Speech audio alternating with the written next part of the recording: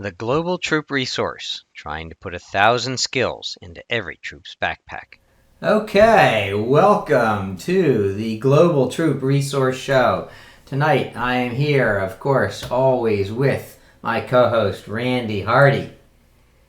You can say hi, Randy, otherwise I don't know your microphone's running. Yeah, thanks. All right, also here with Steve Perrone. Say hi, Steve. Good evening, everybody. Fantastic. How come Steve's microphone's working and mine isn't? Yeah, right. There you go. All Off right. to the usual story.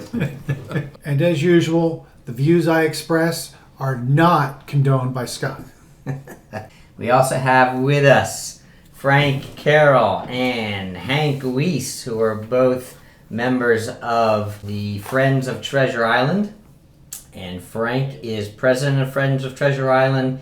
He is a Silver Beaver Award winner, an Eagle Scout plus Wood Badge, and he is a board member of the Washington Crossing Council. So, say hi, Frank. Hello, everyone. Hello, Frank. We also have with us Hank Wiese. And Mr. Wiese is an Eagle Scout with over 50 years of youth and adult membership with the Boy Scouts of America. And he spent over 15 years of camp staff experience on multiple camp staffs as a youth and adult, holding positions up to the reservation director. He also is vice president of the Friends of Treasure Island. So say hi, Hank. Good evening. How's everybody tonight? We're good. We're awesome. And we are going to talk with both Hank and Frank right after this. Hi, I'm Coach Scott, and if you've been a loyal viewer of the Global Troop Resource for the past few years, you've probably guessed that we broadcast from a home-based studio. That said, we're preparing for a future where we'd like to take our show on the road. Our plan is to start by visiting other troops on the East Coast and broadcast in person from scout camps and scout reservations. If you'd like to be on our show or to see our plans, visit globaltroopresource.com. That's globaltroopresource.com. Now, back to the show. So, thanks for staying with us. And you stole my questions, didn't you? I did steal your questions. did. And I rewrote them. So, Hank and Frank, tell me a little bit about the history of Treasure Island and then what's happening now. Okay, well, Treasure Island was established in 1913. It used to be called Ridges Island, and it was purchased from the Ridge family by Philadelphia Council. And we'll just fast forward to 1915 when E. Erna Goodman established the Order of the Arrow there. So Unami 1, Lodge 1, born there right on Treasure Island. And, Treasure Island has been one of the oldest camps in the country, if not the oldest.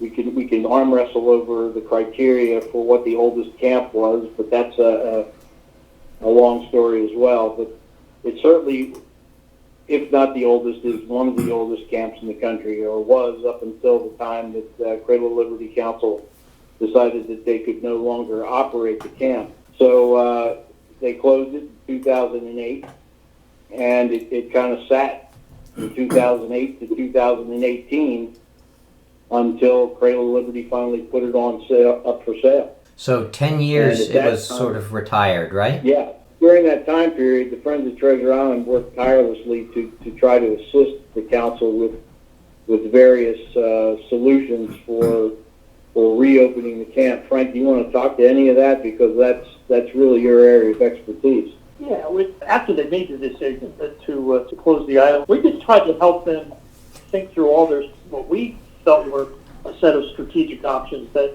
the board may not have touched on as they considered their options, and those options ran from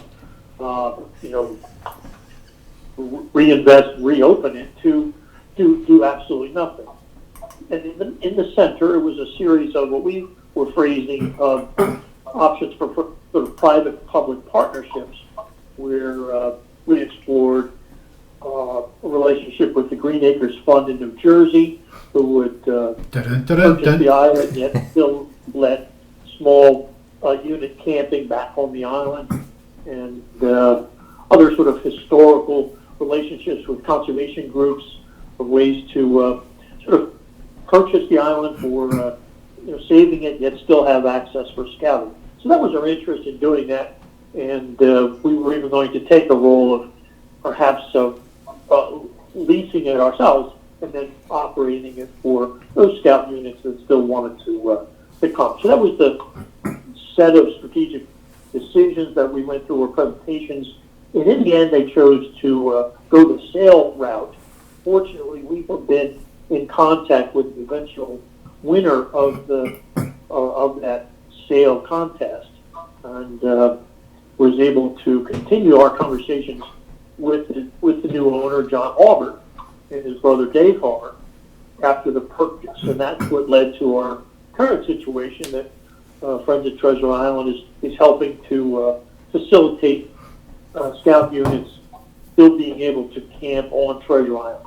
Right. I think that's awesome. Now I understand that there were a number of years that the island got flooded out. Is that correct? Yes, sir. And it has been flooded for an awfully long time. There were years in the sort of early 2000s where they did experience two pretty serious floods that caused quite a bit of damage, and they spent well over $1 million to fix the damage caused by that flood. And unfortunately, having spent all that money, they were unable to find the financial resources to keep it running at least in the financial return status or revenue status that would continue to justify it. So it was a real shame. They worked very, very hard, and they spent an awful lot of money to rehab the property. Right. So what is the new group doing that's going to prevent that problem from happening again? You prevent what? Can I interrupt? I believe they're trying to reverse global warming, and that should fix the problem. Yeah. Flooding in the Delaware is frankly it's the reason that geology is there, and there's not a hell of a lot we can do about that. We may have made it worse with more concrete. It's part of the challenge and the fascination, but it does cause an awful lot of disruption. So there's nothing you can do to control it. You can just learn to work with it and recover. Are they building some of the structures up on stilts, or are they not building structures, or how's that working? So you could. No, there's no attempt to change the physical structure of the camp. The camp is perhaps best suited for a rustic wilderness type camp approach, and with some use of the facilities that were there.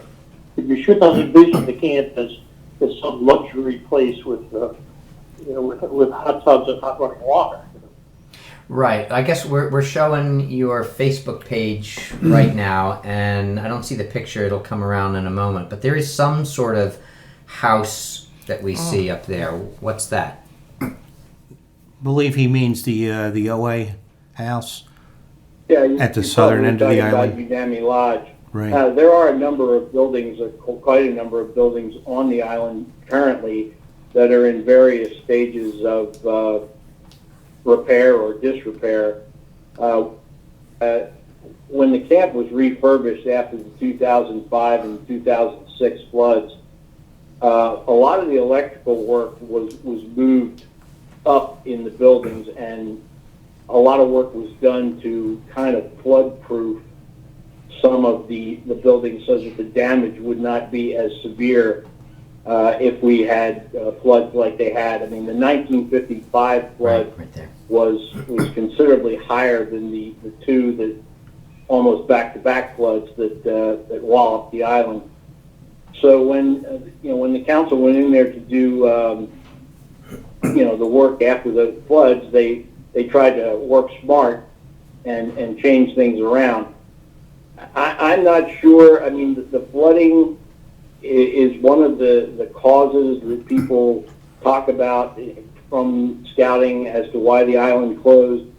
But I think more than that, Treasure Island had become a camp that was a draw for people not only within the council but outside the council. And I can't be 100% sure on this because I don't have figures in front of me, But my guess is that in the later years of Treasure Island, there were probably a lot more units coming from out of Cradle of Liberty Council than from Cradle of Liberty Council. So that in itself, that is a challenge of every council today to get their own troops to come to their own camps. And that is causing a death knell of scout camps throughout the country. Also, when you go through a merger like Cradle of Liberty did when Philadelphia and Valley Forge came together, they came together and they had multiple properties: Hart, Delmont, Resca Falls, Treasure Island. Now, when you say those, you go, okay, well, that's not a lot. Well, now think about it. You have Hart East, Hart West, Delmont.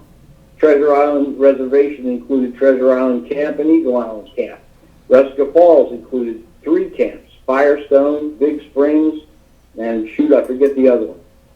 So you've got multiple properties that the BSA owns or owned, and they bought those properties during the golden age of scouting back in the 50s and 60s after the boy power era when the baby boomers were jumping into scouting left, right, and center.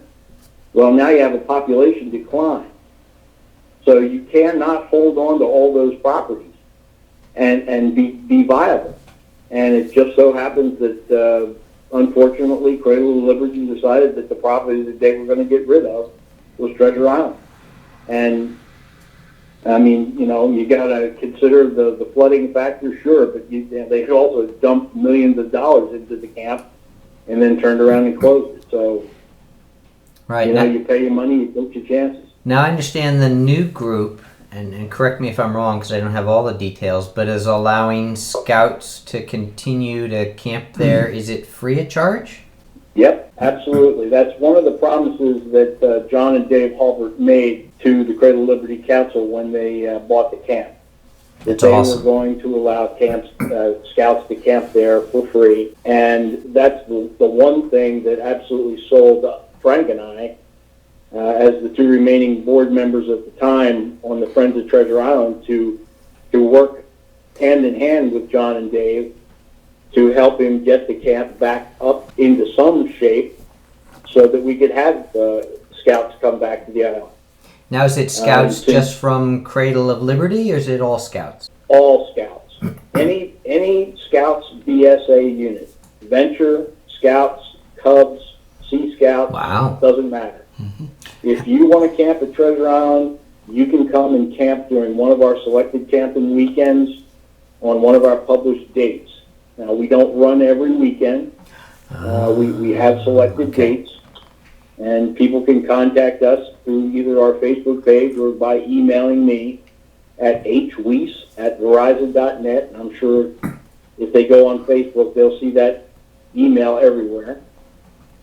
And they can come and camp with us. Hank, so a unit can contact you directly. I believe that you have some sites that have been refurbished, so they'll be able to camp in a rustic site. Is that correct? Absolutely. Frank, how many do we have right now? So we have 6 of the original campsites ready to go, and those campsites will accept anywhere from 12 to 30 member units. And we continue to rehab some of the other sites. And we also have the parade field is wide open. So we have camped up towards, 190 scouts at one time, Hank? That's correct. You know, the crazy weekend. The crazy weekend. So, the interesting thing about the island, we can talk about the reason the island sort of works as camping is because it is so unique, and certainly for first-time campers, it represents a new venue, a new way of looking at it, and frankly, a challenge that helps the troop both to challenge itself as individuals and then as a unit. But being an island, it also facilitates this high adventure aspect in a very local and regional setting.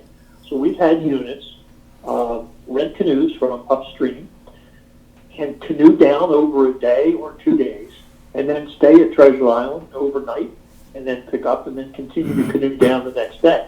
So it offers a really interesting high-adventure aspect that is not available everywhere. So we try to leverage the beauty and the uniqueness of the island and the river in order for units to offer something a little more exciting for their members. And would there be any restrictions on activities units could do on the island? For example, would they need to use wood, or can they cook with charcoal or propane? We stress cooking on wood. One of the things that we have done to make the camp as safe as possible after 10 years of being pretty much abandoned is we have taken down, I don't know how many, threat trees, dead trees, overhanging limbs in these sites. So we have got wood to burn that would last us for years. Now, granted, we tell people all the time when they make reservations that this is not your, drive into the parking lot at Hart or pull your trailer almost down to your campsite. This is an opportunity to come light and really enjoy yourself. Now, you can bring all you want, but you got to remember, you got to carry all you bring. It's got to go from the parking lot to the top of the PA landing, down those steps, onto the barge, across the river, off the barge, up to the landing, and then to your site. So, we've had troops bring everything but the kitchen sink, and they realized real quick that they had made a mistake. They enjoyed themselves, but they said next time they will come like it's a backpacking trip, like we stressed that they should in the first place, and they will have a great time. Awesome. What everybody has told me about their trip to Treasure Island is the fact that it is an island. There you will not see cars unless you're standing at the river's edge and looking across on the PA side to see the cars going back and forth. But once you get into the island, you're in the woods. It's just you and the woods. Now, yes, we have cell phone service, but it is a place to just kick back, relax, and get back to basic camping. Awesome. Now I'm going to ask you guys to tell us a couple of stories about adventures of old there, and we'll get to hear those stories right after this. Hi, I'm Coach Scott from the Global Troop Resource. I'd like to share with you some information about a non-profit called the Education Alliance for Amateur Radio. These are the guys that I called to help my troop complete the Radio Merit Badge, and they are awesome. If you have any interest in running the Radio Merit Badge for your troop and are on the East Coast, preferably the Mid-Atlantic region, they are an excellent resource. They also happen to teach the electronics and electricity merit badges, but the Radio Merit Badge is their specialty. Their goal is to promote science, technology, engineering, and math education within organizations like the Scouts, plus communities like first responders and others who use or advance the use of amateur radio. Calling your attention to this nonprofit is just another way that Global Troop Resource is trying to put 1,000 skills into every troop's backpack. You can learn more at www.radiostemalliance.org. Now, back to the show. Okay, we're back, and if you've just joined us, we are with Frank Carroll and Hank Wiese, who are friends of Treasure Island, and they're going to tell us a couple of hopefully choice stories about their experiences on Treasure Island. So guys, go ahead. I'll go. Well, actually, I want to interrupt here. I really want to hear about the treasure on Oak Island. So, has anybody found it? Has anybody found it yet? Well, I'll tell you a funny story though. This is funny because this actually happened during our early work days in 2018. So one of the last themes that the camp staff ran before they closed the camp was a pirate theme, and they must have handed out hundreds of these plastic gold doubloons. So, now you're talking. Armini. Okay, so here we are in various places around the island cleaning up, you know, brush piles and raking and picking up trash and doing all kinds of stuff. And all of a sudden, this kid lets out a yell, and I turn around and he's raking up hundreds of these plastic doubloons. And I'm going, oh, our problems are solved. We found the treasure. Only to realize that there must have been, who knows, hundreds, thousands of these things embedded in the dirt that have been there for, I don't know, 10, 12 years. Wait, can I stop you? How did that pass a police line? Hey, look, you know, I can't speak to what happened before we got there, but I know we've cleaned it up. There is the only trash that winds up on Treasure Island right now is the stuff that washes downstream. There you go. Have there been any floods, you know, since those big ones? What were they, 2008, 2009? No, nothing that we would consider a flood. I mean, heck, I tell you the story about, Frank, when was it the time that you and I, was that in 70, you and I came back from our day off? No, I think it's 1970. So Frank comes home to stay with me because we're on camp staff, right? So he comes home to my house for a day off. Now, it is pouring rain, and it has been pouring rain for God knows how many days. And my mother drives us both back up to Treasure Island in a downpour that we could hardly even see out of the car window. So we get up to camp, we grab our gear, my mom's standing at the top of the landing, we run down the steps, and we start walking out on the dock, and we notice the barge is coming over, but the barge has got two motors on it. It's got, you know, there's like two guys in the front with big poles to push the trees away that are floating down river. And Frank and I start walking out on the dock only to realize that the dock is floating. And we walk out to the end of the dock, and we're standing about knee deep in water. And the barge comes by, and we hop in, and off we go to Treasure Island. And my mother's standing up there like clutching her pearls, having a heart attack. We docked at the dining hall steps and got out and then walked into the dining hall and across, and that's how we got onto the island. And the river flowed right past the edge of the dining hall for that entire week of camp. Wow. And nobody evacuated. Program went on as normal. Wow. Different era. Great. Yeah. Yeah, exactly. The lawyers would be all having heart attacks. We were at a Maryland camp. Henson. That was yeah. it. And Henson. it poured Yeah. so hard that within 1 hour we had our entire campsite flooded out. It was between your calf and your knee. Deep. The entire camp. Now, by the next morning, it had drained mostly, but there were still puddles there for a couple more days. Yeah. But the best part about it was, that was the year we invented scout fishing. Took an old fishing rod, tied a dollar bill to it, floated it that day in the middle of the pond, and then reeled it as the scouts would come to take it. Now, they got wise, so then we had to use a $5 bill, make it a little more enticing for them. It sounds like you guys are getting a lot of people out there. You definitely got our interest peaked. But Yeah, we're going to have to get up there. We're going to have to get our troop up there. Yeah. Come see us. So when's your season open up again? In March. In March. Okay. Okay. We do about one weekend a month from March through the first part of June, and then we'll pick up again in August and September and October.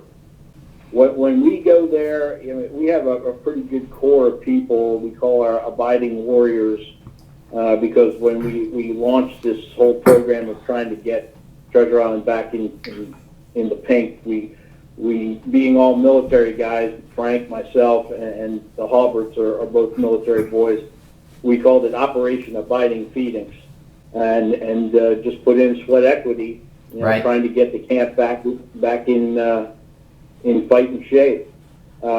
We ask of the campers to put in some service time, It's not mandatory. It's appreciated. It's all voluntary. Nothing is contingent. The Friends of Treasure Island provides a service program where they can earn That's a the free view patch from that rock. and free rockers to go around the patch for a certain amount of service hours. That it? And that's all paid for by the Friends of Treasure Island. Okay. John and Dave I think it's the next one. feed our volunteers who come up and work an 8-hour day. The troops provide their own food. And John pays for any of the materials and things that we need that's it. to do the work. So it's not like, and I mean, we've been getting this word out more and more because people were questioning us about this, but it's not like we're paying for everything and then the owner is benefiting. He's benefiting from the labor, absolutely. Yeah. Yep. There's no doubt about that. But he's also allowing the Friends of Treasure Island to run free camping weekends, and he's allowing people to come up there and camp for free. So, a 5-hour service project is not too much to ask. And No. most of the troops, we ask them, give us some more. And, we break for lunch, and they're standing there after lunch. Hey, we're ready to get to work again. We're enjoying it. We're having fun. When we tore down some of the damaged staff shacks that were there, the kids were just absolutely loving it. Most of the scoutmasters were coming to us going, I've never seen my kids work this hard. Yeah, it's good. You give them a good task, and they really get into it. It's pretty amazing. Yeah. Yeah. Our old scoutmaster that we had for probably 30 years, Baird Ryder, used to say, give me 1 scout and I'll give you a full day's work. Give me 2 scouts and you get a half a day's work. Give me 3 scouts and it ain't worth a damn. That's all right. But, shortly, now that we've got the place pretty cleaned up, we're going to be able to start doing conservation projects, et cetera, and that should help many of the scout advancement and merit badge needs as well, because the island needs an awful lot of work as that forest has declined. Now it's overaged and declining, and we need to restart it. We always have erosion issues on an island in the middle of a river. Right. Lots of work to do with to be turned into teaching and conservation project work as well. Well, we're near the end of our half an hour, so tell me, is there anything else that you guys would like to share with us tonight? Like, where's the treasure buried, fellas? Come on. Well, and I was not unserious when I described, that the treasure occurs, and we have seen this for a long time. When we could put a scout on a barge at a boat in order to get to the campsite, suddenly something happened. That scout's eyes are wider than they would be, and and we always felt that we had a chance to show them something different, that they could feel the magic of this place, and just realize they have there's a whole new world here that is opened up for them, and that scouting is the avenue to do that. So magic really it's an island, and that island allows magic to happen, and that magic is for scouts to really be scouts.